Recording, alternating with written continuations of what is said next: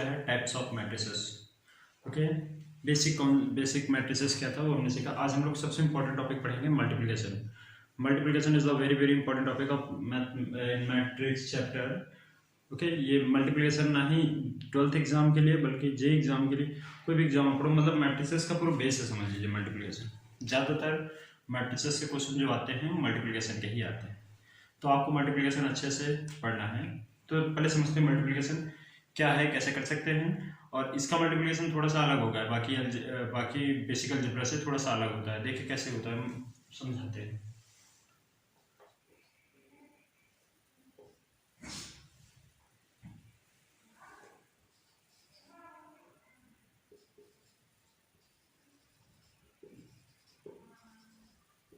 Matrices का multiplication देखिए कैसे करते हैं। इसके मल्टीप्लिकेशन के लिए सबसे इंपॉर्टेंट टॉपिक जो हमको सबसे पहले पढ़ना है वो है ऑर्डर। ऑर्डर हमने लास्ट वीडियो में थोड़ा बहुत बताया था, और बता देते ऑर्डर। तो अगर आप दो मैट्रिक्स का मल्टीप्लाई कर रहे हो, suppose matrix A matrix B, तो इसका ऑर्डर आप कैसे लिखते हो, रो बाई कॉलम। सपोज कर लीजिए इसका ऑर्डर m बाई n दिया है और इसका ऑर्डर लिखते हैं b रो बाई कॉलम, तो सपोज कर लीजिए इसका ऑर्डर p बाई q दिया गया। तो अगर n इक्वल्स टू p है देन मल्टीप्लिकेशन पॉसिबल है। अगर n इक्वल्स टू p नहीं है तो मल्टीप्लिकेशन पॉसिबल नहीं है। ठीक है, n क्या है, इस मैट्रिक्स का कॉलम है ये, और ये p क्या है, ये इस मैट्रिक्स का रो है। तो column of first matrix and row of second matrix should be equal. Okay, अगर ये दोनों इक्वल हैं तब हम कह सकते हैं कि मल्टीप्लाई पॉसिबल है। अगर इक्वल नहीं है तो मल्टीप्लाई पॉसिबल नहीं होगा। सपोज करिए जैसे कोई नंबर है 3/2 है इसका ऑर्डर 2/4, तो ये देखिए ये इक्वल है, इसलिए दोनों को मल्टीप्लाई कर सकते हैं। अगर नहीं इक्वल है तो मल्टीप्लाई नहीं कर सकते, ये हम पहले ही बता देते हैं। और कई क्वेश्चन में बुक में लिखा भी होता है मल्टीप्लाई करिए इसका, लेकिन if multiplication exist, okay, find A B, so if A B is exist, अगर लिखा हुआ है कि एग्जिस्ट करता है तो आप मल्टीप्लाई करिए, नहीं एग्जिस्ट करता तो नहीं करिए। तो एग्जिस्ट का सेंस यही होता है, पहले आप चेक कर लीजिए मल्टीप्लाई हो सकता है कि नहीं हो सकता है। हाँ, अब एक चीज और, अगर मल्टीप्लाई हो जाता है तो मल्टीप्लाई हो जाने के बाद जो प्रोडक्ट आएगा दोनों का मैट्रिक्स का, उसका ऑर्डर क्या होगा। सपोज कर लीजिए हमने ए और बी का मल्टीप्लाई कर दिया, अगर पॉसिबल है तो जो ए बी आएगा उसका ऑर्डर क्या होगा, उसका ऑर्डर होगा ये m और ये q, means m by q। मतलब अगर हम इससे थोड़ा समझें नंबर्स में, तो ये 3 और 4 मीन्स 3/4, समझ रहे हो, 3/4 आ जाएगा ऑर्डर किसका, इसका प्रोडक्ट का। तो इस तरह से हम मल्टीप्लाई करेंगे। बस ये याद रखना है मेरी बात कि मल्टीप्लाई पहले चेक कर लेना आपको पॉसिबल है कि नहीं है। ठीक है, कई क्वेश्चन सिर्फ इतने से ही बन जाते हैं, सिर्फ इतने से, जितना अभी आप लोगों ने पढ़ा इतने से ही, कि अगर ए और बी का मल्टीप्लाई करते हैं तो उसका ऑर्डर क्या होगा। अगर प्रोडक्ट का ऑर्डर गिवन है तो सपोज कई बार क्या होता है, इसका ऑर्डर गिवन है, इसका ऑर्डर गिवन है, आपसे इसका ऑर्डर पूछ लेता है। ठीक, तो ऑर्डर वाले क्वेश्चन जो है इससे भी रिलेटेड आ जाते हैं, मल्टीप्लिकेशन से रिलेटेड। तो आपको ये समझना है अच्छे से। अब इसका मल्टीप्लाई देखिए करते कैसे हैं वो समझते हैं।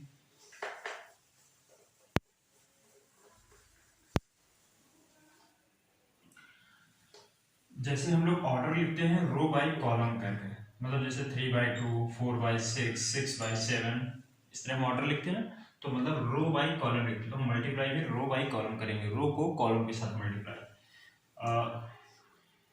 3, पहले हम सिंपल सा ले लेते हैं एकदम, 2/2 का मैट्रिक्स। ठीक है, इसका ऑर्डर आप देख सकते हो 2/2 है, इसका भी ऑर्डर 2/2 है, तो इसका मतलब सेम है, इसका कॉलम और रो इसका सेम है, तो इसका मतलब मल्टीप्लाई पॉसिबल है। अब मल्टीप्लाई करेंगे कैसे, देखो रो को कॉलम के साथ मल्टीप्लाई करते हैं। फर्स्ट रो क्या है 3 4, और इसमें फर्स्ट कॉलम क्या है 7 0। कॉलम रो समझते हो, हॉरिजॉन्टल लाइन को रो बोलते हैं और वर्टिकल लाइन को कॉलम्स बोलते हैं। तो इसमें first horizontal line first row है 3 4 और इसमें फर्स्ट कॉलम है 7 0। तो करस्पॉन्डिंग एलिमेंट से आप मल्टीप्लाई करोगे, 3 को 7 से मल्टीप्लाई और 4 को 0 से मल्टीप्लाई, ये हो जाएगा। सेम अब फर्स्ट रो सेम, अब सेकंड कॉलम ले लेंगे, रो हमारा सेम रहेगा, कॉलम चेंज कर देंगे हम। तो अभी 3 को हमने 7 से किया था, तो अब 3 को हम 0 से मल्टीप्लाई करेंगे और 4 को 1 से मल्टीप्लाई करेंगे। ठीक, 3 इंटू 0 4 इंटू 1। अब फर्स्ट रो का काम कंप्लीट हो गया। अब सेकेंड रो लेते हैं। सेकेंड रो को पहले फर्स्ट कॉलम के साथ कर देंगे, मतलब 4 इंटू 7 फिर -1 इंटू 0। सेम अब इस रो को लास्ट वाले कॉलम के साथ 4 इंटू 0 -1 इंटू 1, इस तरह मल्टीप्लाई करते हैं। अब इसको कर लेते हैं 321 प्लस 0 28 माइनस 0 0 प्लस 4 0 -1, तो ये हो जाएगा 21 28 4 -1। इसका भी ऑर्डर आप देख सकते हो 2/2 लिया है। इस तरह से मल्टीप्लाई करते हैं। ये तो था बहुत ही इजी 2/2 का। अब देखिए 3/3 का देखते हैं मल्टीप्लाई कैसे करते हैं।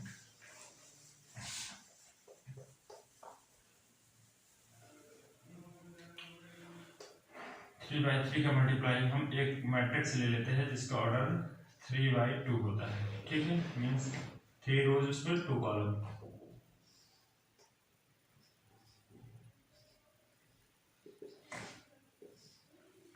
देख सकते हो 3 रोज है 2 कॉलम है। और एक और मैट्रिक्स ले लेते हैं जिसका ऑर्डर 2/1 है। इसका मतलब 2 रो 1 कॉलम 6 और 0, बस ऐसे ले लेते हैं। ये नंबर ठीक है 6 0, हाँ ठीक है। देख सकते हो आप इसमें 2 रोज हैं और 1 कॉलम है। अब इसमें मल्टीप्लाई देखो कैसे करेंगे। मल्टीप्लाई पॉसिबल है क्योंकि मैंने अपने अकॉर्डिंग एडजस्ट किया है, एक नंबर लिए हैं ताकि मल्टीप्लाई हो सके, ठीक है। क्योंकि हमें मल्टीप्लाई भी यहाँ से दिखाना है। ए और बी का मल्टीप्लाई क्यों पॉसिबल है, देखो इसका ऑर्डर 3/2 है, इसका ऑर्डर 2/1 है, ये दो देखो इक्वल है। और जब मल्टीप्लाई हो जाएगा तो ऑर्डर क्या आएगा 3/1। अब इसमें कर लेते हैं 1 6 -1 0 0 है 0 3 2 इधर 6 0। अब मल्टीप्लाई सेम उसी तरह रो बाई कॉलम करेंगे, रो को कॉलम के साथ। पहले आप फर्स्ट रो लो और फर्स्ट कॉलम, फिर सीक्वेंस वाइज चेंज करते रहिए। फर्स्ट रो को फर्स्ट कॉलम के साथ करेंगे, तो 1 इंटू 6 प्लस 0 इंटू 0, ठीक। सेकेंड रो को फिर इस कॉलम के साथ 6 इंटू 6 प्लस 3 इंटू 0, फिर -1 इंटू 6 और 2 इंटू 0। टोटल कर लीजिए इसको, ये बनेगा 6, ये 36 और ये बनेगा -6। और इसका ऑर्डर आप देख सकते हो 3/1 है, ठीक है। इस तरह मल्टीप्लाई करते हैं ये। अब 2/2 का हो, 3/3 का हो, 4/4 का हो, सबको मल्टीप्लाई आपको इसी तरह करना है। रो को कॉलम वाइज मल्टीप्लाई करते जाना है, आंसर आता जाएगा। अब दूसरा इंपॉर्टेंट टॉपिक जो इसमें ये समझते हैं, जैसे बेसिक मैथमेटिक्स में हम लोग समझते क्या है कि अगर हम 5 और 7 का मल्टीप्लाई करें 35 आता है, और 7 और 5 का करें तो भी 35 आता है। मतलब नंबर सेम है तो आप फर्स्ट को सेकंड के साथ मल्टीप्लाई करो, सेकंड को फर्स्ट के साथ मल्टीप्लाई करो, प्रोडक्ट उसका सेम होता है मल्टीप्लिकेशन में, जितना हम लोगों ने अब तक सीखा है। लेकिन मैट्रिक्स में ये लॉजिक लगे इसका कोई जरूरी नहीं, ये कोई जरूरी नहीं। मतलब सीधी सी बात वो समझो कि मैट्रिक्स में ये कॉन्सेप्ट नहीं अप्लाई होता है। अगर आप सोचो कि ए और बी को हमने मल्टीप्लाई किया है और हम बी और ए को भी मल्टीप्लाई करें और दोनों इक्वल आ जाए, हो सकता है इक्वल आ जाए, हम ये नहीं कहते नहीं आए, लेकिन इसके चांसेस कम रहते हैं, ठीक है। ये हो भी सकता है दोनों इक्वल हो, या हो सकता है कि दोनों इक्वल ना हो। कई बार ये भी हो सकता है कि ए और बी का मल्टीप्लाई पॉसिबल है लेकिन बी और ए का मल्टीप्लाई ही नहीं पॉसिबल है, तो इक्वल कहां से होगा। आई थिंक इस पे ही देख लो आप। अगर हम बी और ए का मल्टीप्लाई करें, बी का ऑर्डर क्या है 2/1, ए का ऑर्डर क्या है 3/2। अब देखो क्या ये इक्वल है, नहीं इक्वल है, इसका मतलब बी और ए का मल्टीप्लाई हो ही नहीं सकता, ठीक है। तो इस क्वेश्चन में हम ये बता सकते हैं कि इसमें ए भी एग्जिस्ट करता है लेकिन बी ए एग्जिस्ट नहीं करता। हाँ कई क्वेश्चन होते हैं जिसमें ए बी और बी ए दोनों एग्जिस्ट करते हैं, दोनों का आप मल्टीप्लाई भी करेंगे, कोई जरूरी नहीं कि दोनों इक्वल आ जाएं। तो इस बात का ध्यान रखिएगा, ये सिर्फ मैट्रिसेस में अप्लाई होता है, ठीक है। नॉर्मल तो हम लोग ये समझते हैं कि कोई भी दो नंबर को मल्टीप्लाई करते हैं, कोई फर्स्ट रो को कोई सेकेंड रो को, डजंट मैटर, लेकिन मैट्रिक्स में मैटर करता है ये, ठीक है। तो इस तरह से मल्टीप्लाई होता है इसमें मैट्रिक्स में। अब आगे बात करते हैं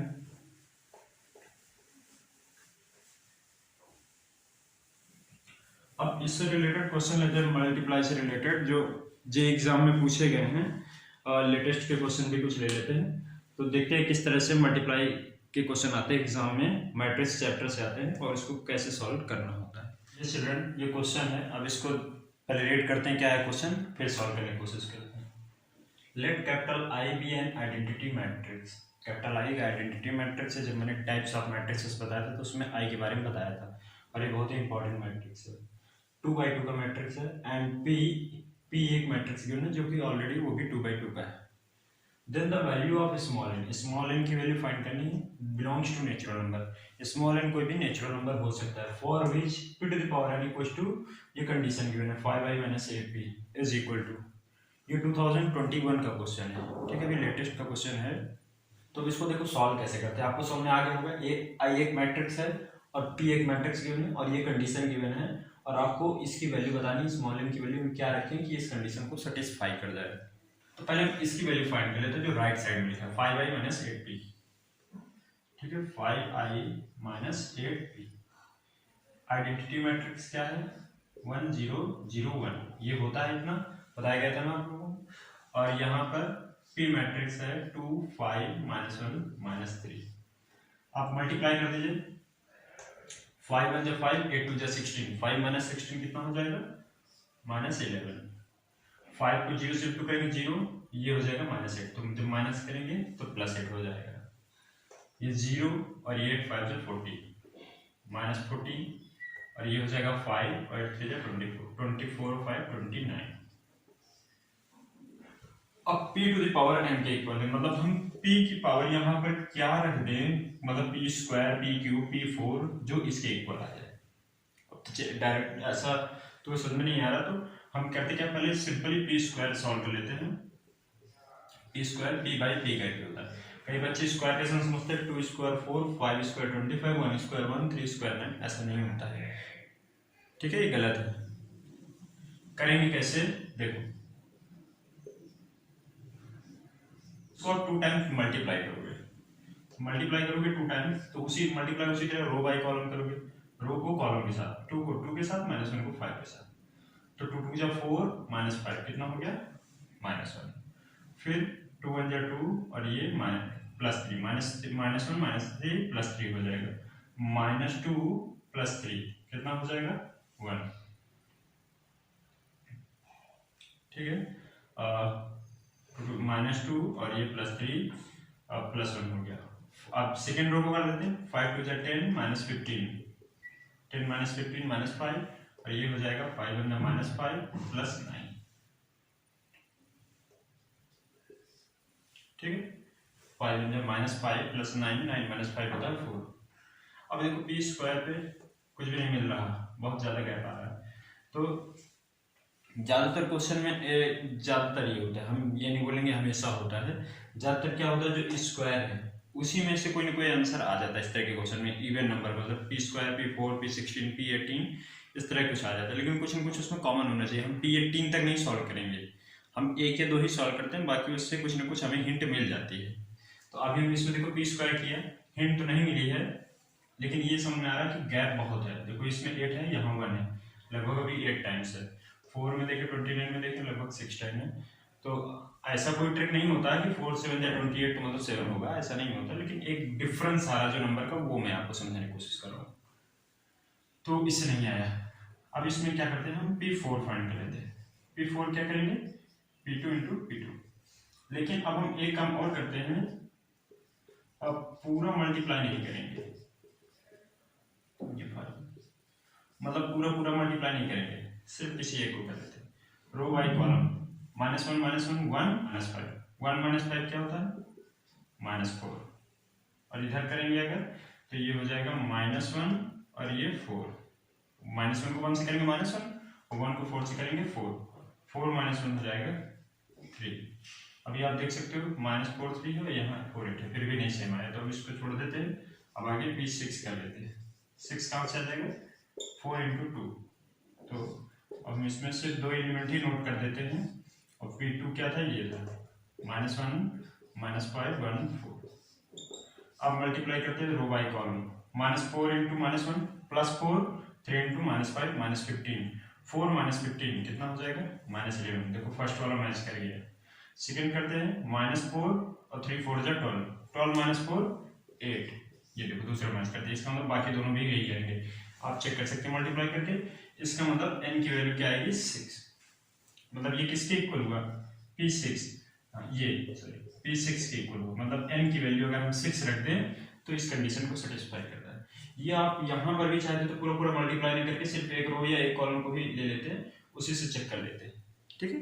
हम पूरा मल्टीप्लाई, ये तो 2/2 का था फिर भी इजी है, 3/3 का होता तो हम 1 घंटा यही करते रहते, ऐसा नहीं करते, एक कॉलम या एक रो को किसी को ले लेते हैं, उस पर ही चेक करते जाते हैं, ठीक है। बहुत ज्यादा जरूरत हुआ 2 ले लो, पूरा पूरा मैट्रिक्स मत लो, अगर सिर्फ मल्टीप्लाई आपको करना है, ठीक है। क्वेश्चन में कुछ और पूछ रहा है, आपको लगता है जरूरत है तो ले सकते हो, इसमें भी ये नहीं कि नहीं लेना चाहिए, ये है कि हम नहीं लिया तो हमारा टाइम थोड़ा बच गया है, इसलिए, ठीक है स्टूडेंट। एक्सप्लेनेशन था तो इसलिए थोड़ा टाइम भी लग गया, अगर आप सॉल्व करोगे तो मेरे हिसाब से बहुत कम टाइम लगेगा इस क्वेश्चन को, ठीक है। तो इस तरह के क्वेश्चन आते हैं। और एक क्वेश्चन देखते हैं जो एग्जाम में आया हुआ है,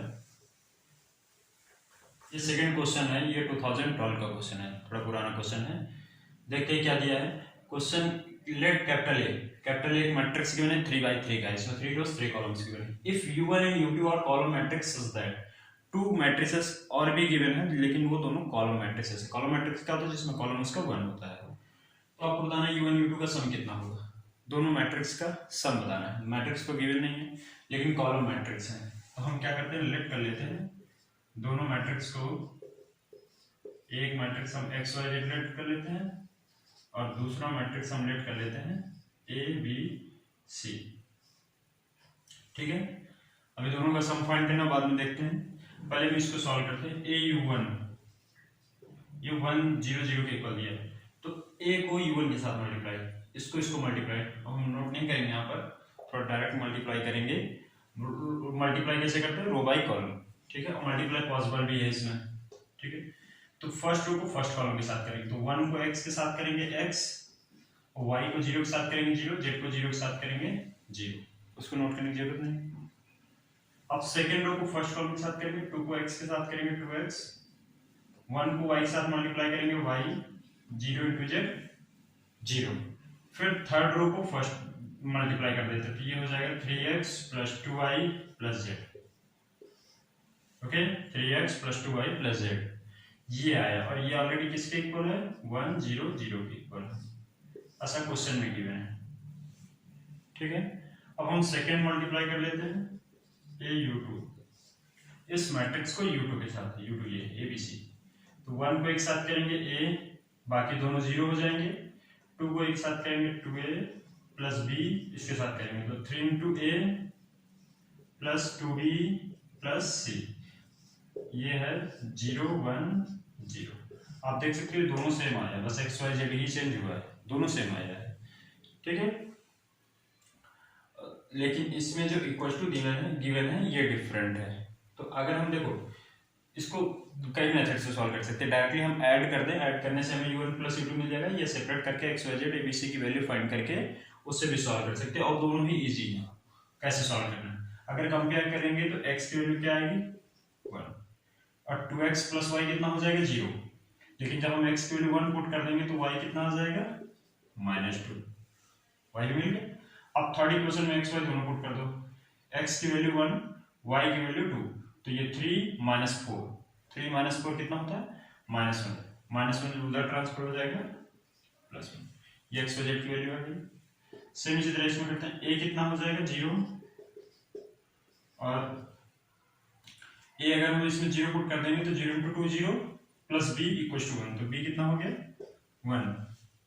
अब इसमें वैल्यू पुट कर दो, a 0 तो 0 हो गया, 2 into b की वैल्यू 1 तो 2 हो जाएगा, + c = 0, c कितना हो गया -1। आपको दोनों को ऐड करना था, ऐड करना मतलब x + a y + b z + c, x + a कितना हो जाएगा 1, y + b -1, z + c -1, ये सॉल्व हो गया, देखो, ठीक है। तो अब ये क्वेश्चन क्या हो गया, सॉल्व हो गया। अब ये इस तरह 2012 का सेकंड क्वेश्चन था, मैंने बताया जैसे कि जेई का क्वेश्चन है, जेई में इस तरह के क्वेश्चंस आते हैं। अभी और भी हम 1-2 एग्जांपल और देखेंगे, तो उसको सॉल्व करते हैं, फिर उसके आगे नेक्स्ट टॉपिक पढ़ेंगे। ओके चिल्ड्रन, अगर आपको कोई डाउट है, कोई कंफ्यूजन है, कुछ नहीं समझ में आ रहा है तो कमेंट सेक्शन में पूछ लीजिए। Okay, student, thank you so much for watching this video.